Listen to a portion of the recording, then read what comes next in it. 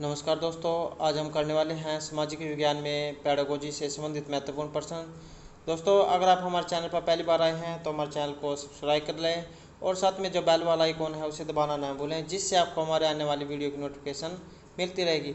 और अगर आपने हमारी पहले वाली वीडियो नहीं देखी है तो उसे आप जो ऊपर आई बटन पर क्लिक करके देख सकते हैं, और इस वीडियो की PDF आप हमारे टेलीग्राम ग्रुप से भी प्राप्त कर सकते हैं। तो चलिए शुरू करते हैं। हमारा फर्स्ट क्वेश्चन है, मानवीय परिप्रेक्ष्य में सामाजिक अध्ययन का क्या अर्थ है। तो मानव जो परिप्रेक्ष्य है इसमें सामाजिक अध्ययन का क्या अर्थ होता है। ऑप्शन हमारे समाज का अध्ययन करना, परिवार का अध्ययन करना, राष्ट्र का अध्ययन करना, या इनमें से कोई नहीं। तो मानवीय जो परिप्रेक्ष्य है इसमें सामाजिक अध्ययन का अर्थ क्या होता है। तो इसमें जो है समाज का अध्ययन किया जाता है। हम जो है एक सामाजिक प्राणी हैं और समाज में रहते हैं, तो मानवीय परिप्रेक्ष्य में हम समाज का जो अध्ययन करते हैं। नेक्स्ट है, समाज के सभी सदस्य विचार विमर्श करके अपने प्रगति की राह चुनते हैं।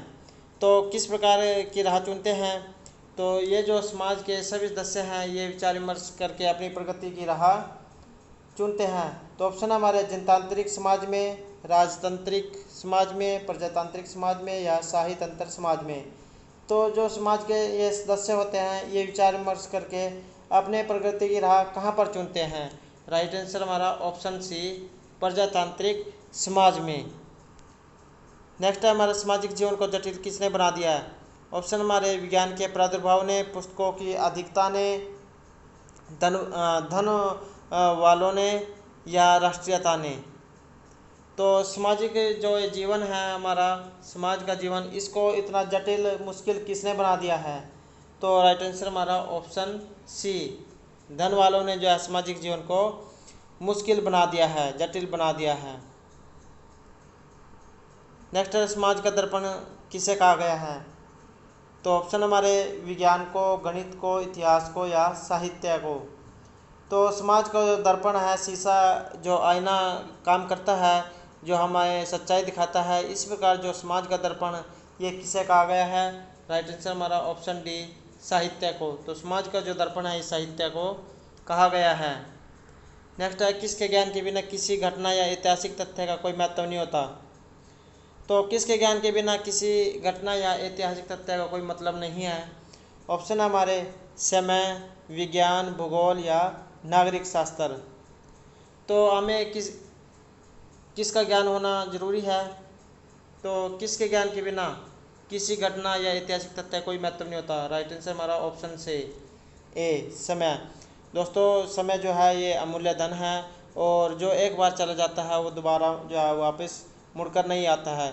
इसलिए आपके पास अब जो है ये जो अमूल्य समय है इसको आप अच्छे कामों में लगाएं।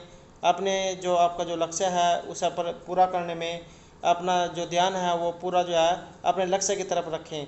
तो इसमें से जो किस ज्ञान के बिना किसी घटना ऐतिहासिक तथ्य का कोई महत्व नहीं होता।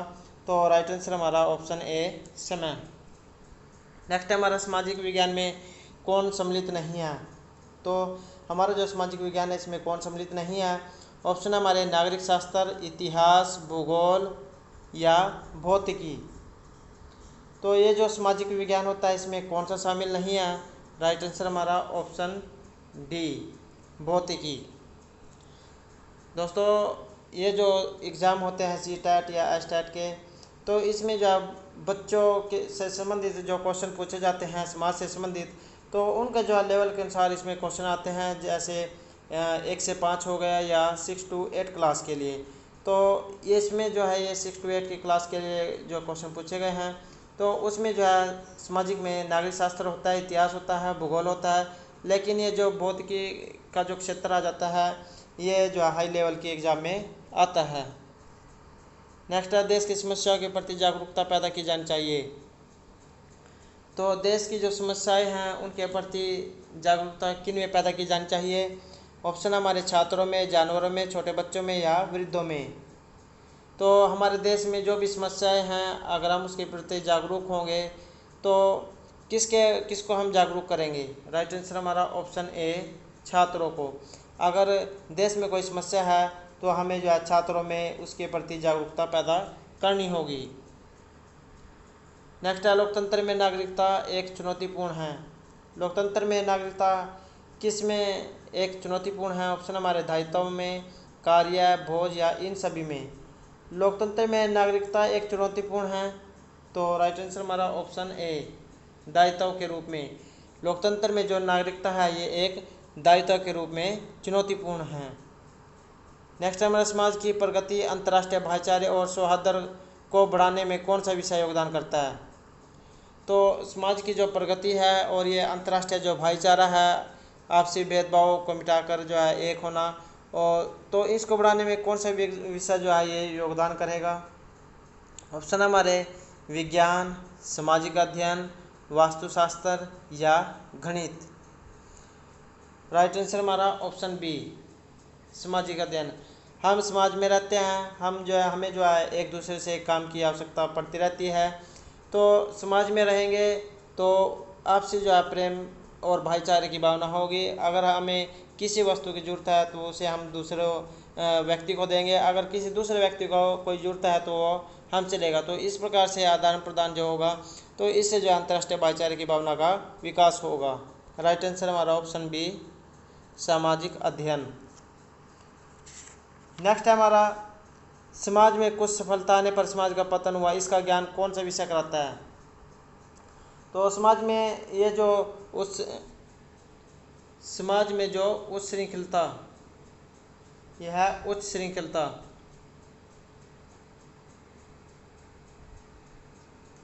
समाज में उच्च श्रृंखलता आने पर समाज का पतन हुआ है, इसका ज्ञान कौन सा विषय कराता है? ऑप्शन हमारे इतिहास, सांख्यिकी, नैतिक ज्ञान या जनतांत्रिक ज्ञान। समाज में जो उच्छृंखलता आएगी और जिसमें समाज का पतन होगा तो इसका कौन सा ज्ञान कराएगा? राइट आंसर हमारा ऑप्शन ए, इतिहास।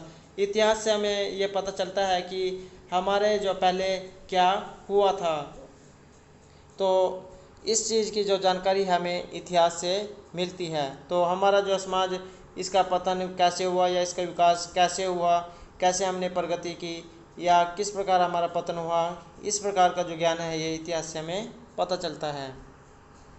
नेक्स्ट हमारा अंग्रेजी का जो है करिकुलम किसका पर्यायवाची शब्द है?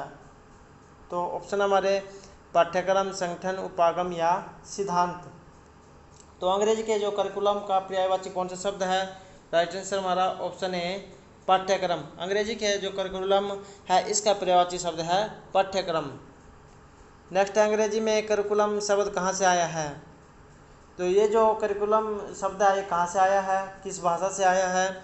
ऑप्शन हमारे फ्रेंच से, लैटिन, जर्मन या संस्कृत भाषा से। तो अंग्रेजी में करिकुलम शब्द कहाँ से आया है? राइट आंसर हमारा ऑप्शन बी, लैटिन भाषा से। तो ये जो करिकुलम शब्द है ये लैटिन भाषा से आया है। नेक्स्ट है सामाजिक अध्ययन की अवधारणा पूरी तरह से की हुई है। तो ये जो सामाजिक अध्ययन की अवधारणा है ये पूरी तरह से कैसे हुई है? ऑप्शन हमारे एकीकृत उपागम पर, प्राकरणिक उपागम पर या इकाई उपागम पर। तो ये जो सामाजिक अध्ययन की अवधारणा पूरी तरह से कैसे हुई है?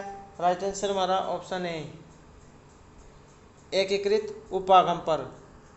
नेक्स्ट है निम्नलिखित में से कौन सा पाठ्यक्रम का आधार है? तो इनमें जो पाठ्यक्रम का जो आधार है, नींव है, ये कौन सा है? ऑप्शन हमारे सहसंबंध, चक्राकार उपागम, इकाई उपागम या ये सभी।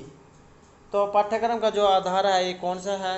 राइट आंसर हमारा ऑप्शन ए, उपरोक्त सभी। तो एक पाठ्यक्रम का जो आधार होता है वो सहसंबंध, चक्राकार उपागम और इकाई उपागम होते हैं। नेक्स्ट हमारा योजना पद्धति के लिए आवश्यक बातें कौन सी हैं?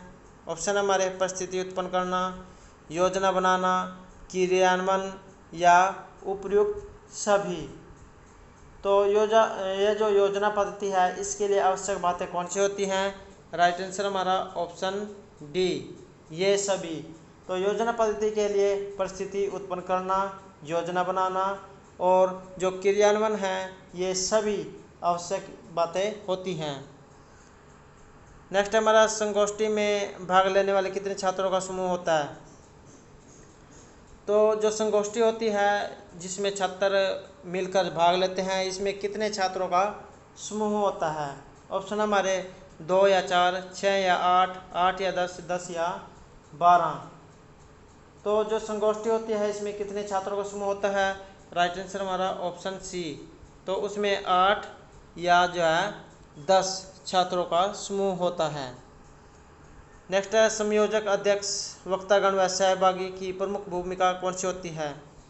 तो ये जो संयोजक, अध्यक्ष या वक्तागण, सहभागी की प्रमुख भूमिका जो है कौन सी होती है?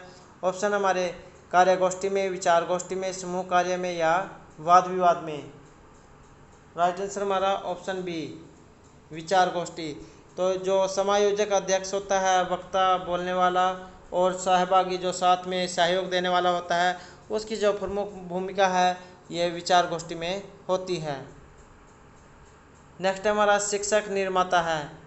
तो एक जो शिक्षक है, अध्यापक, टीचर, ये किसका निर्माण करता है?